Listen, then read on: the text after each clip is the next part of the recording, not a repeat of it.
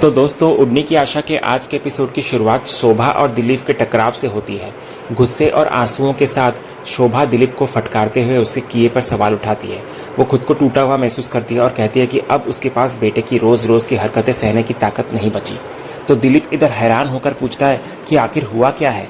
तो शोभा गुस्से में बताती है कि कितनी बार उन्होंने उसे चेतावनी दी थी कि चिट्टी एक बदमाश इंसान है, लेकिन वो फिर भी उसका पक्ष लेता रहा। और आज तो हद हो गई। चिट्टी ने सायली को धक्का दिया, जिससे वो सिर के बल गिरी और अस्पताल पहुंच गई। तो ये सुनकर दिलीप चौंक जाता है। तो शोभा उसे ताना मारती है कि यही तोहफा उसने अपनी बहन को राखी पर दिया है। फिर दिलीप ये जानना चाहता है कि सायली वहां गई ही क्यों थी। तो शोभा कहती है कि सायली अब भी उस पर भरोसा करती थी और उसके भले के लिए चिट्टी से बात करने वो गई थी, लेकिन बदले में चोट खा बैठी।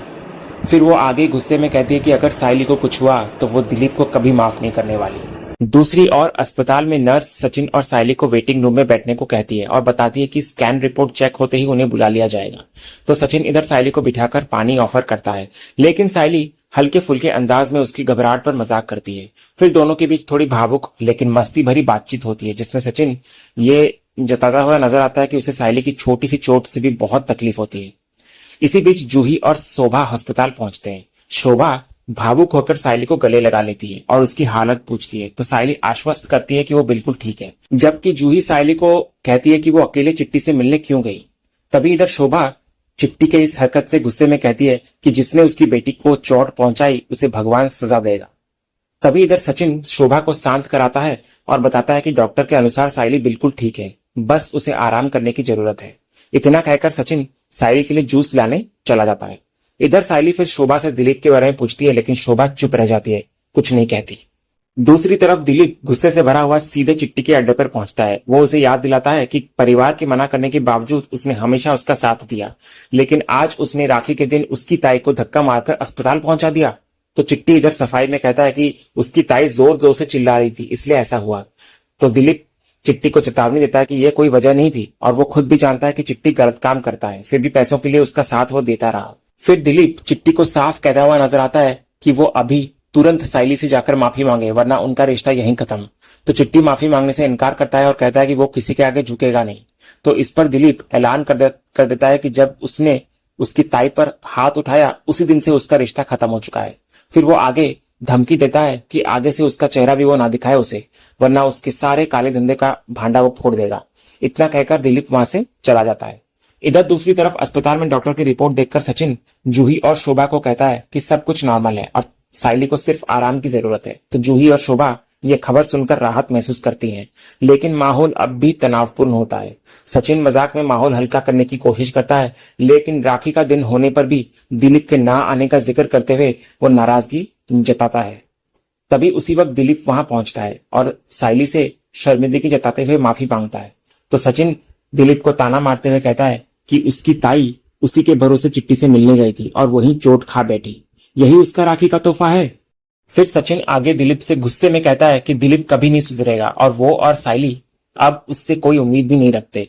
इधर दिलीप बार बार सायली से एक आखिरी मौका मांगता हुआ नजर आता है, लेकिन सायली उसे याद दिलाती है कि परिवार ने उसे कई बार समझाने की कोशिश की, लेकिन उसने कभी किसी की नहीं सुनी।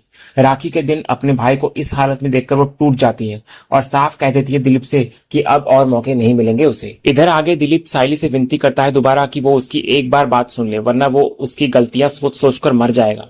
लेकिन सायली का मन बदलता नहीं और आखिरकार वो सचिन के साथ वहां से चली जाती है और दिलीप वहीं पछतावे में डूबा रह जाता है। और इधर सचिन और सायली के जाने के बाद शोभा दिलीप को फटकार लगाती है, कहती है कि आज उसने सिर्फ गलती नहीं की बल्कि अपनी ताई का भरोसा तोड़ा है।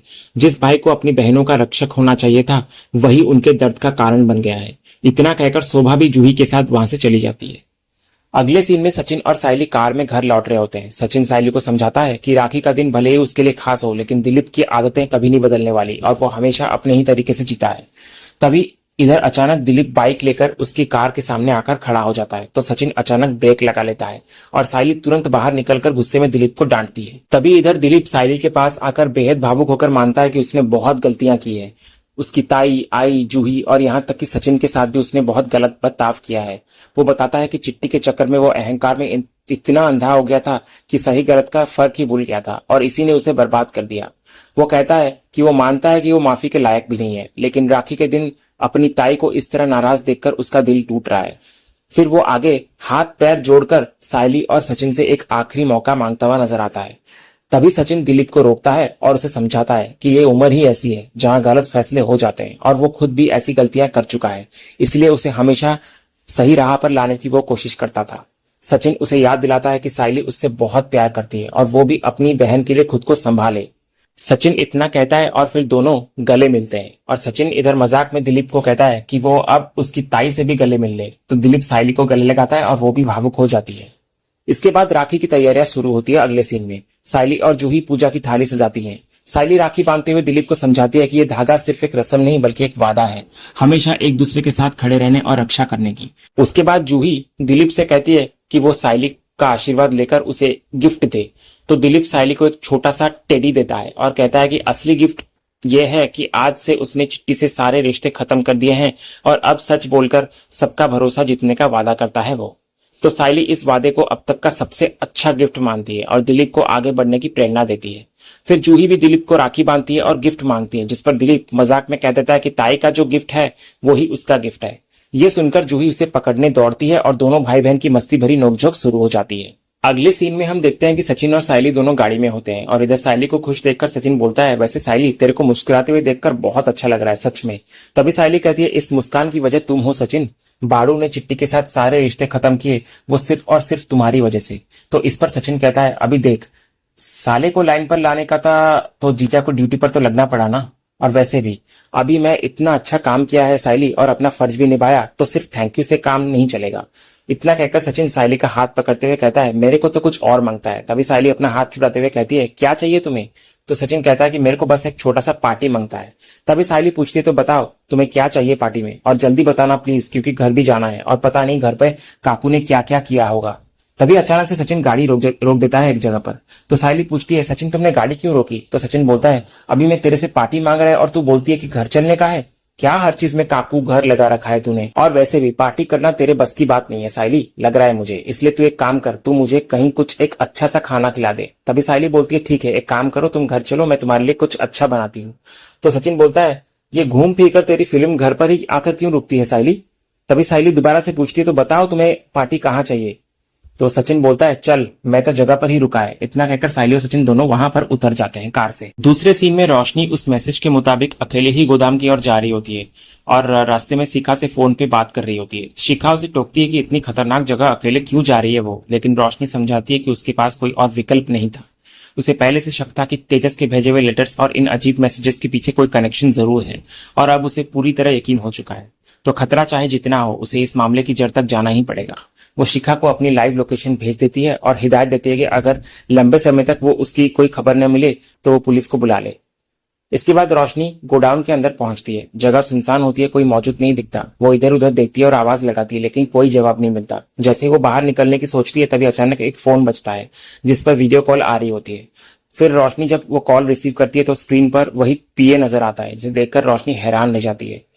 वो जेल से कैसे बाहर आया ये उसकी समझ से बाहर होता है। तो पीए खुलासा करता है कि कैसे वो हर बार किसी न किसी तरह से बच निकलता है और इस बार बाहर आने में उसे काफी खर्चा करना पड़ा है, जिसका भुगतान अब रोशनी को करना पड़ेगा। फिर पीए रोशनी को उसके अतीत के हर वार की याद दिलाता है, कैसे रोशनी ने उसकी पत्नी और बच्चों को उससे छुड़वाया, फिर उसकी नौकरी छिड़वाई, उससे अस्पताल पहुंचाया और अंत में जेल भिजवाया। फिर वो पीए रोशनी से 10 लाख रुपए की मांग करता है। कहता है कि बदले में वो हमेशा के लिए उसका पीछा छोड़ देगा, लेकिन साथ ही वो चेतावनी देता है कि उसके पास केवल 7 दिन है और समय खत्म होने पर वो पैसे लेने जरूर आएगा और इस बार खाली हाथ नहीं जाएगा। इतना कहकर वो कॉल कट कर देता है। फिर जैसे ही कॉल कट होती है, रोशनी गहरी चिंता में डूब जाती है। उसके मन में बस एक ही सवाल गूंजता है, अब आगे क्या करूं? अगले सीन में हम देखते हैं कि सचिन और सायली दोनों पाव भाजी खाने के लिए एक ठेले पर पहुंचते हैं। सचिन उत्साहित होकर सायली को वहां की पाव भाजी की तारीफ करता है और कहता है कि इसे खाकर उसे बहुत मजा आने वाला है। तभी सायली मुस्कुराते हुए सचिन से कहती है कि अगर उसे पाव भाजी खानी थी तो वो घर पर ही उसके लिए बना देती, लेकिन सचिन का मानना होता है कि पकिया भाव की पाव भाजी का स्वाद वाकई ही जादुई है। उसके बाद आगे हम देखते हैं सचिन 2 प्लेट पाव भाजी ऑर्डर करता है और दोनों बैठकर खाने लगते हैं, लेकिन तभी सायली को चिंता सताने लगती है कि घर पर काकू नाराज हो सकती है क्योंकि उसने रात का खाना भी नहीं बनाया। फिर सायली सचिन से पूछती है कि क्या उसने काका को फोन करके बताया है कि वो बाहर है। तो सचिन सायली को समझाता है कि इसके लिए बाबा को बताने की जरूरत नहीं, वे थोड़ी देर में वैसे भी घर लौट जाएंगे। लेकिन सायली को फिर भी रेणुका के बर्ताव की चिंता जताने लगती है, लेकिन सचिन सायली को याद दिलाता है कि उन्होंने एक दूसरे से वादा किया था कि वे अपने रिश्ते को समय देंगे और खुद के बारे में भी सोचेंगे। फिर सचिन साफ कहता है कि वो अपनी पुरानी गलती दोबारा नहीं दोहराना चाहता जब उसने सायली को समय नहीं दिया था। सचिन के लिए सायली उसकी जिंदगी की सबसे अहम इंसान है और उसे मजबूत बनाने के लिए वो हर हाल में वक्त निकालेगा।